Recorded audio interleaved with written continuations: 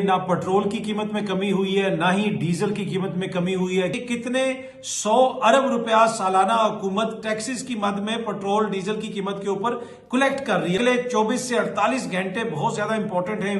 पूरी दुनिया की नजरें इस वक्त पाकिस्तान पर हैं। इस्लामाबाद के अंदर बहुत बड़े मुज़ाकरात होने जा रहे हैं। इसराइल जो है, ईरान को पूरा यकीन है कि इतनी जरूरत नहीं करेगा कि पाकिस्तान के अंदर वो इस किस्म की कार्रवाई करे कि जब मुल्क के अंदर सूरत हाल ये है कि जिस किस्म की कानून साजी की गई, जिस हुकूमत ने पीका एक्ट जिस किस्म का बनाया और जिस तरह की कानून साजी की, क्या उसके बाद भी उसको नोबेल का पीस प्राइज मिलना चाहिए। अस्सलाम वालेकुम, उम्मीद है कि आप सब लोग खैरियत से होंगे। ना पेट्रोल की कीमत में कमी हुई है, ना ही डीजल की कीमत में कमी हुई है, क्योंकि कल रात को ऐसी खबरें सामने आई जिनके मुताबिक डीजल की कीमत में 100 रुपए कमी कर दी है हुकूमत ने, और उसके साथ साथ पेट्रोल की कीमत में 78 यानी 78 रुपए फी लीटर कमी कर दी है हुकूमत ने। ये खबरें मीडिया पर भी चली, सोशल मीडिया पर भी इस पे काफी ज्यादा बहस होती रही, लेकिन बाद में ओगरा की जानिब से इसके ऊपर वजाहत जारी की गई जिसमें यह बताया गया कि ऐसी कोई कमी नहीं की गई और इस हवाले से जो खबरें आ रही हैं उनको उन्होंने मुस्तरद कर दिया। अच्छा, अब ये वो चीज है जिसके ऊपर काफी ज्यादा जो है पब्लिक का इंटरेस्ट हमें देखने को मिला, क्योंकि ऑब्वियसली पेट्रोल की कीमत की वजह से, डीजल की कीमत की वजह से बहुत सारे लोगों को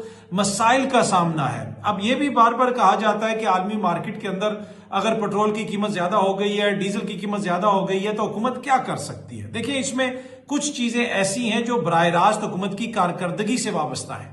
जहां पे आलमी मार्केट के अंदर कीमत ऊपर जाती है, ऑब्वियसली वो इफेक्ट करती है, लेकिन हुकूमत की जो मौशी कारकर्दगी है वो भी इस चीज में रिफ्लेक्ट होती है। मैं उसकी आपको मिसाल देता हूं और इसको वाज़ेह करता हूं। इस वक्त हुकूमत तकरीबन 1100 या 1200 अरब रुपया सालाना टैक्सेस की मद में सिर्फ पेट्रोल की कीमत से जनरेट करती है। यानी पेट्रोल की कीमत के ऊपर जो लेवी ली जाती है फी लीटर, उससे आवाम से डायरेक्ट वो पैसा ले लिया जाता है और उस तरह हुकूमत वो पैसा इकट्ठा करती है, क्योंकि हुकूमत को उस पैसे की जरूरत है। अगर हुकूमत की इकोनॉमी की जो पॉलिसीज हैं वो बेहतर होती, पैसा किसी और जगह से जनरेट हो रहा होता, तो फिर पेट्रोल के ऊपर इतना ज्यादा टैक्स ना लगाना पड़ता। तो ये जो कीमत ऊपर जाती है वो सारी इंटरनेशनल मार्केट से रिलेटेड नहीं, इसमें वो फैक्टर भी है जो पेट्रोल की कीमत के ऊपर हुकूमत की जानिब से लेवी लगाई गई है, टैक्सेस लगाए गए हैं। और इसी वजह से पहले शहबाज शरीफ साहब की हुकूमत ने टैक्सेस को बढ़ा के 160 रुपए तक लेवी को कर दिया, फिर 80 रुपए उसमें से लेवी में से कम किया, और अभी भी तकरीबन 80-85 रुपए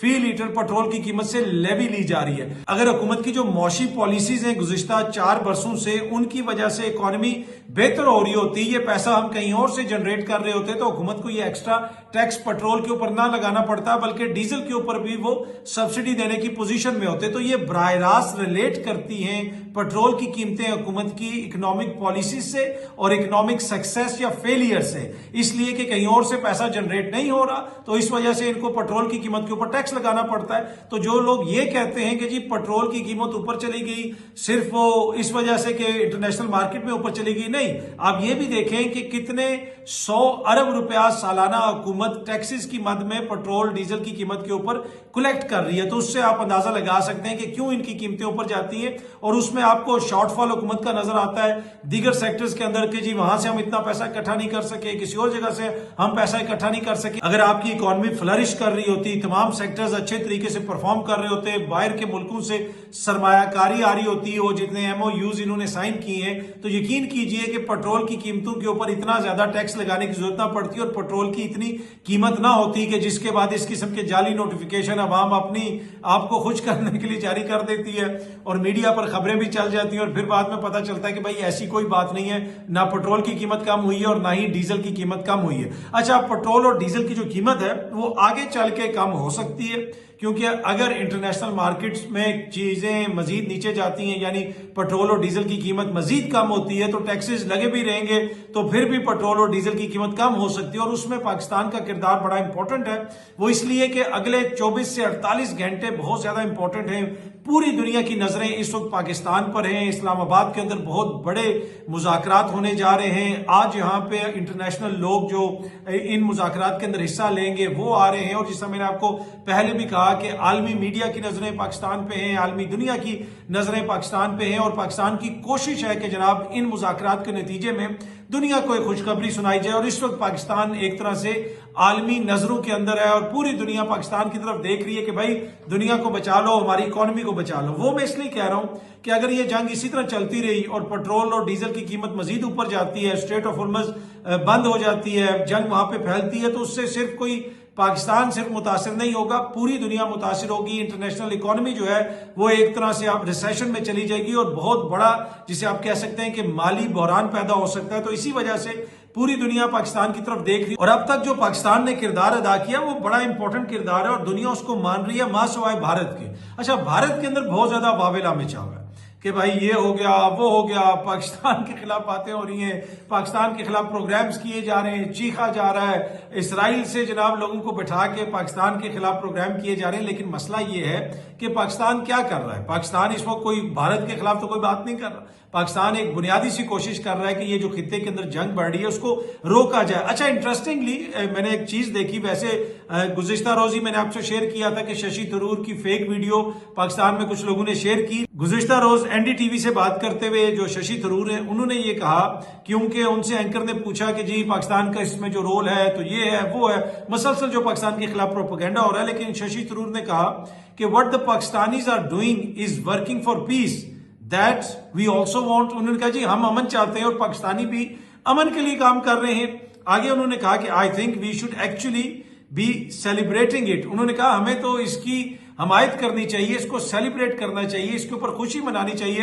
कि पाकिस्तान जो कर रहा है। बात तो शशि थरूर की ठीक है, लेकिन भारत के अंदर बहुत सारे लोगों को यह चीज हजम नहीं हो रही और वो मसलसल पाकिस्तान के ऊपर तनकीद कर रहे हैं और उसके साथ साथ मोदी से भी पूछ रहे हैं कि भाई तुम किधर हो, तुम्हारा इसमें क्या किरदार है। वो ये कह रहे हैं वहां पे लोग कि भाई मोदी जो काम नहीं करवा सका, पाकिस्तान की हुकूमत जो है और पाकिस्तान वो करवा रहा है कि इनके ऑयल के टैंकर्स आ रहे हैं। जो ईरान से सस्ता तेल आया, जो ऑयल का टैंकर आया, वो किसकी वजह से आया? वो पाकिस्तान ने जो चीजें नेगोशिएट की हैं उसकी वजह से है। तो उसकी वजह से मोदी की हुकूमत के ऊपर काफी दबाव और वहां के मीडिया को लगता है ऐसे है कि कोई बाकायदा तौर पे वहां पे कोई फीड किया गया है कि पाकिस्तान के खिलाफ प्रोपागेंडा करें, ये करें, वो करें और कहें कि जनाब ये मुज़ाकरात कामयाब नहीं होंगे। लेकिन मुझे ये लगता है कि बड़ा अच्छा चांस है और पाकिस्तान के अंदर अमेरिकन वफ्द भी आएगा और ईरान का वफ्द भी आएगा और हो सकता है कि उनमें से कुछ लोग इस वक्त तक यहाँ पे पहुंच भी चुके हों। लेकिन जब ये मीटिंग होगी उसके बाद चीजें फाइनल होंगी, फिर पाकिस्तान से इसके ऊपर अनाउंसमेंट भी की जाएगी और मुझे ये लगता है कि काफी तैयारी यहाँ पे हो चुकी होगी और काफी चीजों को डिस्कस किया गया होगा कि चीजों को आगे किस तरफ लेके जाना है। तो एक हिस्टोरिक मूवमेंट है, बड़ा इंपॉर्टेंट मूवमेंट है। इसमें ईरान क्या हासिल करता है, क्या उसके ऊपर से सैंक्शंस को खत्म किया जाएगा, जो जोरी मामलात हैं वो आगे किस तरफ जाते हैं। लेकिन इस सारी चीज के अंदर अगर कोई स्पॉइलर है, अगर कोई चीज नुकसान इस चीज को पहुंचा सकती है तो वो है इसराइल की हुकूमत और उनकी मसलसल कोशिश है इसको किसी न किसी तरीके से सबोटाज किया जाए। अच्छा, ये जो मुज़ाकरात हैं ये ओमान में भी हो सकते थे कि वहां पे भी हो सकते, इसलिए कि पहले भी ओमान के अंदर ये सारी चीजें चलती रही हैं, दोहा के अंदर भी हो सकते थे। लेकिन आपको याद होगा कि जब हमास की क़यादत दोहा में बैठी हुई थी तो वहां पे इसराइल की जानिब से उनको हिट किया गया था और अब भी इस किस्म के खदशात का इजहार किया जा रहा था कि जहां पे भी ईरानी क़यादत बैठेगी ये ना हो कि इसराइल उसको हिट करे। और इसी वजह से पाकिस्तान का इंतखाब किया गया, क्योंकि इसराइल जो है ईरान को पूरा यकीन है कि इतनी जरूरत नहीं करेगा कि पाकिस्तान के अंदर वो इस किस्म की कार्रवाई करे। और इस तरह की खबरें भी आती रही कि जब ईरानी क़यादत आएगी तो उनको फिजा में सिक्योरिटी दी जाएगी, ये होगा वो होगा। मेरे ख्याल में मुझे ये लगता है कि इसराइल कभी भी ये जरूरत नहीं करेगा कि वो पाकिस्तान के ऊपर स्ट्राइक करे और पाकिस्तान के अंदर कोई इस किस्म की कार्रवाई करे। माजी के अंदर वो कोशिश करता रहा है, जब पाकिस्तान का जो जौहरी प्रोग्राम बढ़ रहा था, आगे बढ़ रहा था, उस वक्त उसकी ख्वाहिश थी लेकिन कभी उसकी ख्वाहिश पूरी नहीं हो सकी। और इसका क्रेडिट आपको रियासत पाकिस्तान को देना पड़ेगा कि ईरान के अंदर तमाम उनकी जो लीडरशिप थी, जौहरी प्रोग्राम के जो साइंटिस्ट थे उनको उड़ा दिया, बाकी जगहों पे ये क्या कुछ करते रहे। इराक के अंदर इसराइल ने हमला करके उनके जो जौहरी प्लांट थे उनको तबाह कर दिया, सारा मंसूबा वहां पे खत्म कर दिया। लेकिन पाकिस्तान के अंदर वो ये नहीं कर सके, ना ही वो डॉक्टर कदीर को कोई नुकसान पहुंचा सके या किसी और साइंसदान को। तो उसमें तो आपको रियासत पाकिस्तान को ये क्रेडिट देना पड़ेगा कि जिस तरीके से चीजों को हमने मैनेज किया किसी और ने मैनेज नहीं किया। ये कोई आज से नहीं, 70 की दिहाई से ना पाकिस्तान के पास उतना पैसा था, ना वो पेट्रो डॉलर था पाकिस्तान के पास, लेकिन उसके बावजूद दुनिया का वाहिद इस्लामिक मुल्क है पाकिस्तान जिसने ये जोहरी कैपेबिलिटी हासिल की, तो कहीं ना कहीं कुछ ना कुछ तो हमने ठीक किया। और कुछ ऐसी चीजें हैं उनका इसराइल को भी पता है कि इनके साथ हम उस तरह पंगा नहीं कर सकते, और इसी वजह से ईरान भी कंफर्टेबल था कि भाई हम आके यहाँ पे मुज़ाकरात करें, पाकिस्तान के अंदर करें। तो जिस मैंने कहा कि अगले 24 से 48 घंटे बहुत इंपॉर्टेंट है। मैं ज्यादा स्पेकुलेट नहीं करूंगा कि क्या होगा क्या नहीं होगा, लेकिन मुझे ये लगता है कि कुछ ना कुछ यकीनन इसमें से पॉजिटिव निकल सकता है। जिस तरह ईरान के और सऊदी अरब के जो वजीर खारजा हैं उनकी भी बातचीत हुई है, यूएई ने जो इसराइल का कंडक्ट है उसकी मजम्मत की है, और पूरी दुनिया भी कह रही है कि भाई चीजों को अब आगे बढ़ाना है। तो अब देखते हैं जनाब कि इन मुज़ाकरात के नतीजे में क्या निकलता है। दुनिया काफी होपफुल है और यकीनन हमें भी होपफुल होना चाहिए। अच्छा, ईरान के वजीर खारजा ने भी इस चीज का जिक्र किया, और वैसे भी इस चीज का जिक्र हो रहा है कि जो नेतन्याहू है उसके ऊपर करप्शन के केसेस हैं, और अगर सीज फायर हो जाता है, जंग खत्म हो जाती है, तो नेतन्याहू को ऐन मुमकिन है कि सजा हो जाए। इस चीज से कतई नजर के वहां पे नेतन्याहू हो या कोई और हो, ये उनकी रियासत की पॉलिसी है, ये उस सोसाइटी का माइंड सेट है। ये कोई एक नेतन्याहू का मसला नहीं है, ये कोई आज से मामला तो नहीं शुरू हुआ। ये कहते हैं जी हमने लेबनान में इसलिए हमला किया है, वहां पे हिजबुल्लाह थी 1982 में, 1980 में क्या वहां पे हिजबुल्लाह थी? हिजबुल्लाह का तो वजूद भी नहीं था, ये फिर भी वहां पे हमले करते रहे। हमास तो भाई 2000 के बाद आके कहीं पे मकबूल हुई गजा के अंदर, ये उससे पहले पीएलओ के साथ लड़ते रहे। तो असल मसला ये माइंड सेट का है, जिस माइंड सेट के साथ उन्होंने उस रीजन के ऊपर कब्जा किया हुआ है। वो ये कहते हैं जनाब ये तो हमें ऊपर वाले ने दे दिया है, ये लैंड ये हमारा है, इधर और कोई नहीं रह सकता, और इसको हम हर सूरत में लेंगे। फिर ये बच्चों को भी वहां पे मारते हैं, सिविलियंस को भी मारते हैं। तो वो जो माइंड सेट है वहां का सोसाइटी का, वो इशू है। ये कोई एक दो बंदे या 3-4 वजीर या 4-5 उनके जो टॉप के लोग हैं वो मसला नहीं है, ये ओवरऑल सोसाइटी का मसला है। अभी भी अगर आप वहां पे जाके वोट करवा लें तो आप देखेंगे कि जनाब मेजोरिटी वहां पे लोग कहेंगे कि जी ये ठीक हो रहा है। हाँ, वो उसके तरीकाकार से डिसएग्री करेंगे, लेकिन आपको जहां पे गजा के अंदर कार्रवाइयां करता हुआ इसराइल नजर आ रहा है, और कहते हैं जी वहां पे हमास है, लेकिन जो गरबे उर्दन है, जो वेस्ट बैंक है, वहां पे आज भी सेटलर्स हमले कर रहे हैं, फलस्तीनियों को मार रहे हैं, उधर से उनको निकाला जा रहा है। तो ये ओवरऑल उनकी कंट्री का, उनके डॉक्ट्राइन का, उनके नजरिए का इशू है। ये कोई एक नेतन्याहू का या किसी और बंदे का इशू नहीं है। अगर वो नहीं भी होगा तो फिर भी ये मामला मुझे लगता है कि ऐसे ही चलता रहेगा। पर एनीवे, ईरान के जो प्रेसिडेंट हैं उनका ये कहना है कि जनाब ईरान जो है वो लबनान के लोगों को अकेला नहीं छोड़ेगा, और इस सीज फायर के अंदर लबनान शामिल था, और हर सूरत में जब वहां पे बातचीत होगी पाकिस्तान के अंदर तो लबनान के हवाले से भी बातचीत होगी। लेकिन इसराइल की जानिब से लबनान के ऊपर हमले भी जारी हैं, और उसकी कोशिश है कि वहां पे ज्यादा से ज्यादा लोगों को नुकसान पहुंचाया जाए। और वो जिक्र हिजबुल्लाह का करते हैं, लेकिन मैंने आपको पहले भी कहा था कि जब से इसराइल ने वहां पे हमले करने शुरू किए हुए, तब तो उस वक्त जो है हिजबुल्लाह तो थी नहीं, हिजबुल्लाह तो उसके रिएक्शन के तौर पे मार्जे वजूद में आई, जैसे हमास आई इसराइली हरकतों की वजह से। तो ये एक बड़ा फॉल्स किस्म का नैरेटिव है कि जनाब वो ये प्रॉक्सी ग्रुप है तो वो प्रॉक्सी ग्रुप है, तो इस वजह से ये हो रहा है। ऐसी बात नहीं है, ये जो सारे ग्रुप्स हैं ये रिएक्शन है उस जुल्म का, उस जबर का, उस कब्जे का जो इसराइल की जानिब से उस रीजन के अंदर हमें देखने को मिलता है। अच्छा, जो नए सुप्रीम लीडर हैं ईरान के, मुश्तबा खामनाई साहब, उन्होंने ये कहा है कि ईरान जो है वो जंग नहीं चाहता, लेकिन ये आपकी खाम ख्याली होगी कि हम अपना हक छोड़ देंगे, हम जो है किसी तरीके से पीछे हट जाएंगे। हम अपने हकूक से पीछे नहीं हटेंगे, बाइज्जत तरीके से मामलात को लेकर आगे चलेंगे, लेकिन जंग हमारी ख्वाहिश नहीं है। अच्छा, अब इसमें जो पाकिस्तान का किरदार है, आलमी दुनिया भी उसकी तारीफ कर रही है, उसमें तो कोई दो राय नहीं है। आप ये तो नहीं कह सकते, कोई भी शख्स ये क्लेम नहीं कर सकता कि इसमें पाकिस्तान का जो किरदार है उसकी इंपॉर्टेंस नहीं है। अच्छा, पर मैं देख रहा था जो हुक्मरान जमात है उसमें इस किस्म की भी बातें हो रही हैं कि जी वो शहबाज शरीफ साहब को नोबेल पीस प्राइज के लिए नामजद कर दिया जाए, और ये कर दिया जाए जो क्यादत है नून लीग की हुकूमत के अंदर उनको नोबेल पीस प्राइज मिलना चाहिए। अच्छा, ये वही हुकूमत है जिसने पहले ट्रंप को भी नोबेल पीस प्राइज के लिए नामजद किया, और वहां पे जो गजा अमन बोर्ड बना था, आई डोंट नो अब उसका अगला इजलास कब होगा, लेकिन ये मैं आपको बता सकता हूं कि जब से वहां पे जंगबंदी हुई है उसके बाद से अब तक इसराइल ने 700 फलस्तीनियों को वहां पे शहीद कर दिया है, और अभी एक आधा दिन पहले वहां पे अल जजीरा के जो एक जर्नलिस्ट हैं उसको भी शहीद किया। तो इससे आप अंदाजा लगा सकते हैं कि वो गजा अमन बोर्ड जिसने, और पीस डील और ये और वो, जिसको बड़ा सेलिब्रेट किया गया अमेरिका की जानिब से और ट्रंप की जानिब से, उसके नतीजे में कितना अमन आया है फलस्तीनियों की जिंदगियों में। अच्छा, कमिंग बैक टू दिस के जनाब क्या शहबाज शरीफ साहब को और ये जो शहबाज शरीफ साहब की हुकूमत है इनको नोबेल पीस प्राइज मिलना चाहिए। देखें, ये चीज जो वो हुकूमत कर रही है उसमें, उससे तो कोई आप इनकार नहीं कर सकते, लेकिन आपको ओवरऑल चीजों को देखना पड़ेगा ना कि जब मुल्क के अंदर सूरत हाल ये है कि जिस किस्म की कानून साजी की गई, जिस हुकूमत ने पीका एक्ट जिस किस्म का बनाया और जिस तरह की कानून साजी की, क्या उसके बाद भी उसको नोबेल का पीस प्राइज मिलना चाहिए? जो आपने कानून साजी की या आईनी तरमीम की अदलिया के हवाले से, जिसके ऊपर अक़वाम मुत्तहिदा ने भी कहा कि लगता है ऐसे है कि अदलिया की जो आज़ादी है वो कॉम्प्रोमाइज कर दी गई है, तो क्या उसके बाद उनको फिर नोबेल का अमन इनाम मिलना चाहिए? जहां पे सियासी मुखालफिन के साथ ये हो रहा है कि इमरान खान साहब जो है वो तकरीबन 2 साल से जेल में है, उससे भी ज्यादा अरसा हो गया, आज तक उसको किसी अदालत में पेश नहीं किया। अदालत भी जेल के अंदर लगती है, ना बहन से मिलने दिया जाता है, ना जाती डॉक्टर से मिलने दिया जाता है। तो क्या उस हुकूमत के सरबराह को जो है फिर नोबेल पीस प्राइज के लिए नामजद किया जाएगा और उसको नोबेल पीस प्राइज मिल जाएगा? आपको डोमेस्टिकली भी देखना पड़ेगा ना। जिस मुल्क के अंदर हुकूमत ने ऐसे कानून बना दिए हों कि एक ट्वीट करने के ऊपर किसी को 10 साल, 15 साल, 16 साल, 17 साल सजा हो जाए, तो क्या फिर वैसी हुकूमत के सरबराह को नोबेल पीस प्राइज जो है वो देगी नोबेल अमन कमेटी, जो आलमी सतह पे जो हुकूमत कर रही है, जो उसकी मैंने भी तारीफ की, लेकिन डोमेस्टिकली जो कुछ हो रहा है उसको हुकूमत को देखने की जरूरत है। बहुत सारे ऐसे मामलात हैं जो जेन्युइन, जिनके ऊपर कंसर्न्स हैं कि भाई इसको देखें। पाकिस्तान का जो human rights commission of Pakistan है, उसने बाकायदा ये मुतालबा किया कि जो सीसीडी के मुबैना पुलिस मुकाबले हैं उनके ऊपर आला सतह की अदालती तहकीकात हों।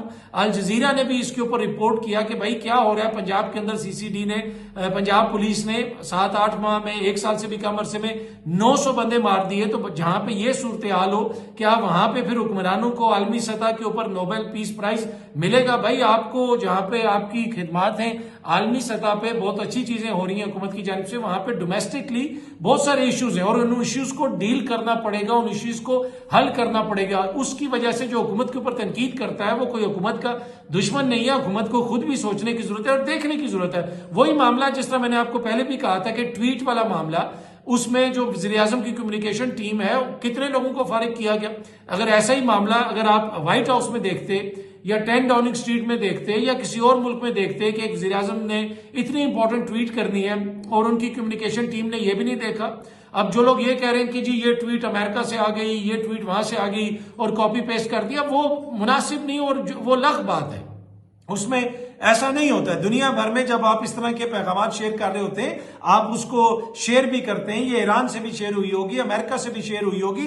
ये एक नॉर्मल चीज है, ये कोई ऐसी चीज नहीं। हाँ, जो चीज एबनॉर्मल है वो इतना इररिस्पॉन्सिबल एटीट्यूड के जनाब बगैर देखे ड्राफ्ट पीएम पाकिस्तान उसको उसी तरह ट्वीट कर दिया गया। किधर थी उनकी कम्युनिकेशन टीम? क्या उन्होंने उसको देखा नहीं?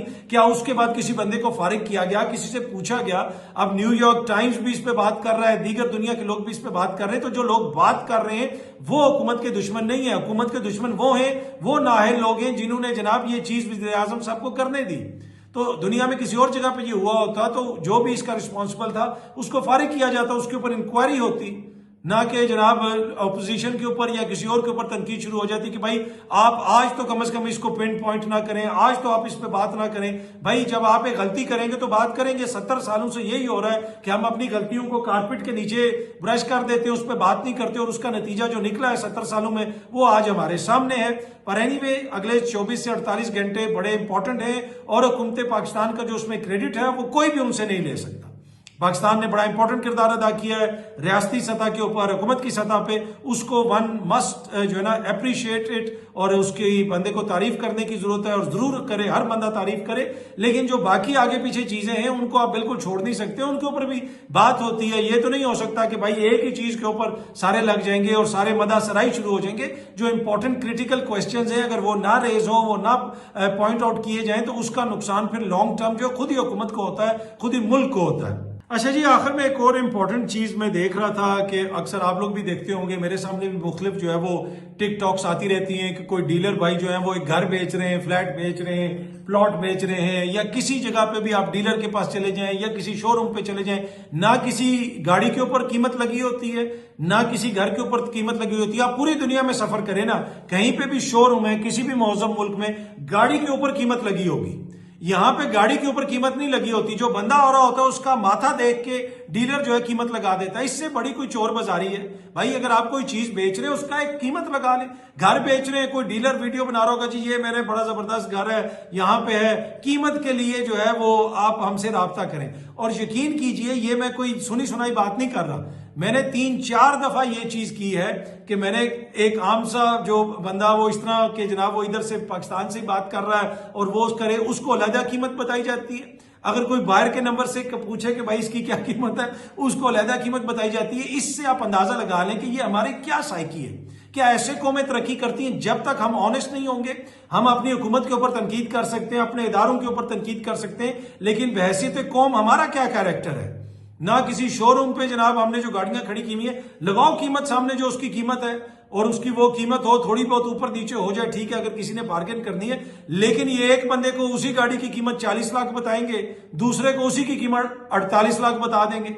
चोर बाजारी है जी, जिधर जिसको स्विच लग जाए। तो हम जहां पे अपने निजाम के ऊपर हर चीज के ऊपर तनकीद करते हैं, वहां पे हमारा अपना जो कैरेक्टर है उसको भी देखने की जरूरत है भाई, कि जो भी घर बेच रहे हो, प्लॉट बेच रहे हो, दुकानदारी कर रहे हो, डीलरशिप कर रहे हो, भाई उसको ऑनेस्ट तरीके से करो, उसको अच्छे तरीके से करो। ये क्या है कि जनाब चोर बाजारी राब्ता करें तो कीमत बताएंगे और हर बंदे को डिफरेंट। ये तो दुनिया में जिधर भी कोई चीज इस तरह की बिक्री होती है उसके ऊपर सामने कीमत लगाई जाती है। अगर किसी को पसंद होगी तो वो ले लेंगे। अच्छा, यहां पे होता ही है कि अगर बेचनी 1 लाख की है तो कीमत 2 लाख लगा देते हैं कि जी अगला भी बहस करेगा। जब तक ये चीजें हमारी इकोनॉमी के अंदर सेट नहीं होंगी, इस तरह की वो चीजों को हम नहीं देखेंगे। यकीन कीजिए कि बाहर से इन्वेस्टर आके भी यहां परेशान हो जाता है कि भाई हम करें क्या, किस तरह चीजों को आगे लेके चलें। तो अगर हमने अपनी इकोनॉमी को बेहतर करना है, ओवरऑल अपने जो माशरे को बेहतर करना है, तो ये मुख्तलिफ चीजें, छोटी छोटी चीजें, जब तक इनके ऊपर हम तवज्जो नहीं देंगे, यकीन कीजिए कि ना माशरे में बेहतरी आएगी, ना हमारे लिविंग स्टैंडर्ड में बेहतरी आएगी, ना ही हमारे किरदार में बेहतरी आएगी। और हमारे किरदार में बेहतरी आएगी तो हमारी हुकूमत भी बेहतर परफॉर्म करेगी, इदारे भी बेहतर परफॉर्म करेंगे और माशरा भी हमारा एक बेहतर शक्ल इख्तियार करेगा। बहुत जल्दी आप सब दोस्तों से दोबारा मुलाकात होगी। Thank you very much.